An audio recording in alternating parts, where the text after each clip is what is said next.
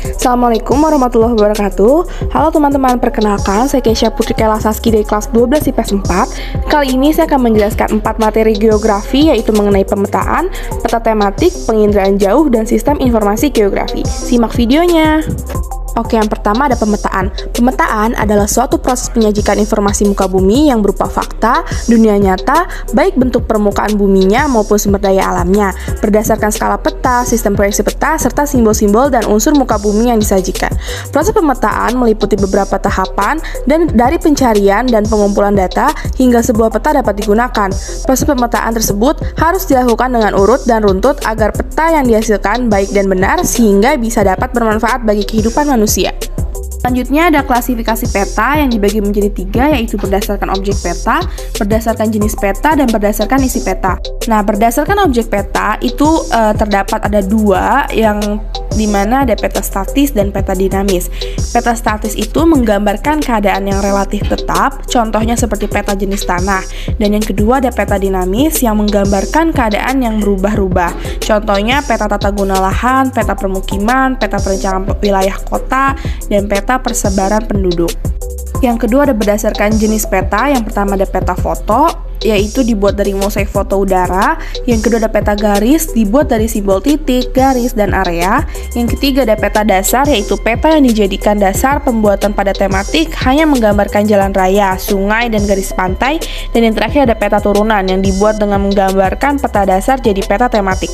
Dan yang terakhir ada berdasarkan isi peta. Ada 2 menurut isi peta, yaitu ada peta umum yang menggambarkan seluruh ketampakan yang ada, baik fenomena alam seperti sungai, danau, gunung, maupun fenomena buatan seperti jalan, permukiman, dan kawasan industri.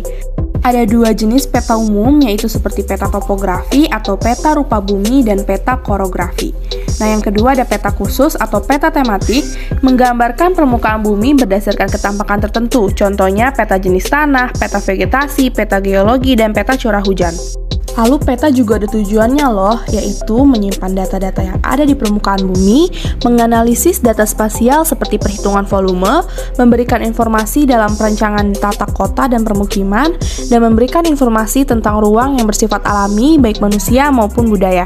Berikutnya ada fungsi peta. Yang pertama menunjukkan posisi atau lokasi suatu tempat di permukaan bumi, memperlihatkan ukuran luas, jarak, dan arah suatu tempat ke permukaan bumi, menggambarkan bentuk-bentuk di permukaan bumi seperti benua, negara, gunung, sungai, dan bentuk-bentuk lainnya, membantu peneliti sebelum melakukan survei untuk mengetahui kondisi daerah yang akan diteliti, menyajikan data tentang potensi suatu wilayah, alat analisis untuk mendapatkan suatu kesimpulan, alat untuk menjelaskan rencana-rencana yang diajukan, dan alat untuk mempelajari hubungan timbal balik antara fenomena geografi di permukaan bumi. Yang terakhir ada komponen peta. Komponen peta itu berupa judul, tanda orientasi, garis astronomi, skala, simbol, warna, legenda, lettering, insert, sumber data, tahun pembuatan, garis tepi, dan proyeksi peta.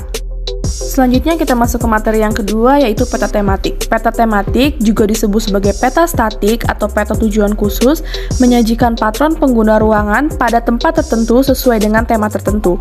Berbeda dengan peta rujukan yang memperlihatkan pengkhususan geografi seperti hutan, jalan, perbatasan administratif, peta-peta tematik lebih menekankan variasi pengguna ruangan daripada sebuah jumlah atau lebih dari distribusi geografis. Distribusi ini bisa saja merupakan fenomena fisikal seperti iklim atau ciri-ciri khas manusia seperti kepadatan penduduk atau permasalahan kesehatan. Fungsi peta tematik yaitu pembaca peta bisa mendapatkan persebaran dan jumlah pendapatan dari penduduk di daerah Jogja contohnya. Selain itu, dari peta tematik, masyarakat juga bisa mengetahui potensi yang tersimpan di daerah tersebut. Dan tujuan dari peta tematik yaitu menyimpan data-data yang ada di permukaan bumi, menganalisis data spasial seperti perhitungan volume, memberikan informasi dalam perencanaan tata kota dan permukiman, dan memberikan informasi tentang ruang yang bersifat alami baik manusia maupun budayanya. Berikutnya ada jenis-jenis peta tematik.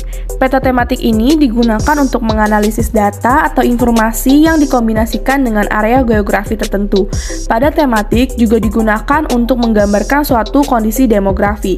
Yang pertama ada peta cuaca. Peta cuaca dibuat untuk menggambarkan situasi sirkulasi dan cuaca pada waktu tertentu, karena kondisi cuaca sering berubah-ubah. Yang kedua ada peta curah hujan. Peta mengenai curah hujan ini merupakan peta khusus yang menampilkan informasi persebaran curah hujan yang ada di suatu wilayah. Peta curah hujan ini hanya akan diberisikan mengenai curah hujan saja dan tak ada hal lainnya yang tidak berhubungan dengan curah hujan. Dan terakhir ada peta kepadatan penduduk. Peta kepadatan penduduk adalah peta yang menggambarkan pertandingan jumlah penduduk suatu wilayah dengan luas daerahnya. Peta ini biasa dibuat untuk kepentingan dinas sosial. Lalu masuk ke materi yang ketiga mengenai penginderaan jauh. Apa sih penginderaan jauh itu?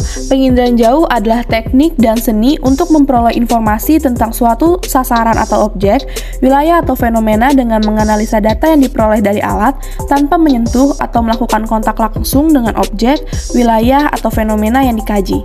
Jenis penginderaan jauh berdasarkan tempat atau wahana yang digunakan untuk melakukan penginderaan jauh dibagi menjadi dua. Yang pertama ada penginderaan jauh dari udara.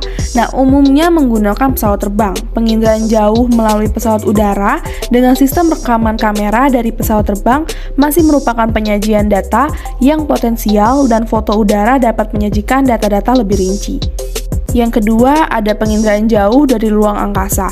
Penginderaan jauh dari ruang angkasa menggunakan satelit. Nah, merupakan suatu cara untuk mendapatkan informasi atau data tentang keadaan permukaan bumi dengan sensor buatan yang ditempatkan pada satelit yang mengorbit di bumi. Penginderaan jauh melalui satelit memanfaatkan gelombang elektromagnetik yang diradiasikan oleh matahari. Selanjutnya ada sensor dan wahana penginderaan jauh. Sensor merupakan alat pemantau yang dipasang pada wahana, baik pesawat maupun satelit.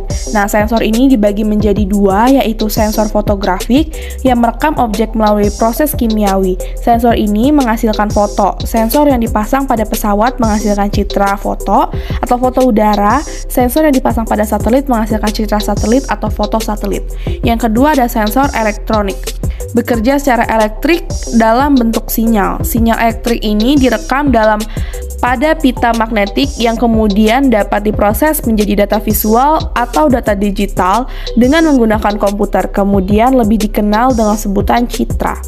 Dan selanjutnya ada pengertian wahana, yaitu merupakan alat atau wadah untuk menyimpan sensor atau alat perekam dari sistem penginderaan jauh, sehingga wahana juga bisa disebut sebagai kendaraan bagi alat perekam. Nah, kita udah masuk ke materi yang terakhir nih, yaitu mengenai SIG atau Sistem Informasi Geografis. Sistem informasi geografis adalah informasi sistem komputerisasi yang memungkinkan penangkapan, pencontohan, pemanipulasian, penemuan kembali, penganalisisan, dan presentasi data acuan geografis sebagai fasilitas untuk menyiapkan, mempresentasikan, dan menginterpretasi fakta-fakta yang berkaitan dengan permukaan bumi.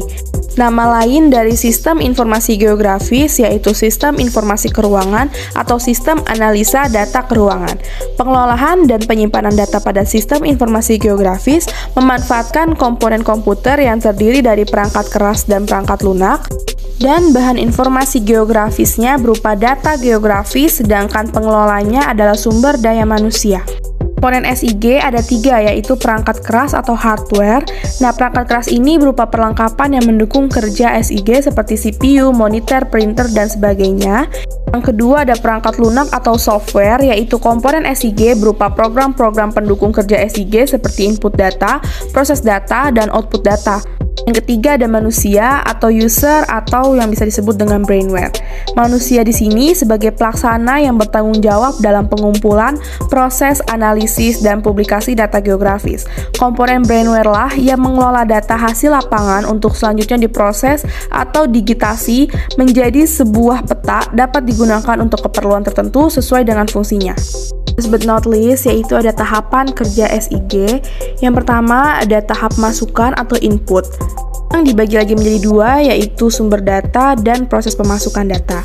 Yang pertama sumber data itu ada 2, yaitu terdiri dari data penginderaan jauh seperti citra, baik citra foto maupun citra non-foto, data foto udara, dan citra satelit. Dan yang kedua ada data teoritis atau data dari lapangan seperti data pH tanah, sanitasi air, curah hujan, persebaran penduduk, dan sebagainya. Dan yang kedua ada proses pemasukan data, yaitu terdiri dari data spasial, adalah informasi yang memiliki referensi atau koordinat geografis. Dan yang kedua ada data atribut, yaitu adalah data yang memberikan penjelasan mengenai setiap objek, fenomena, atau informasi yang ada di permukaan bumi.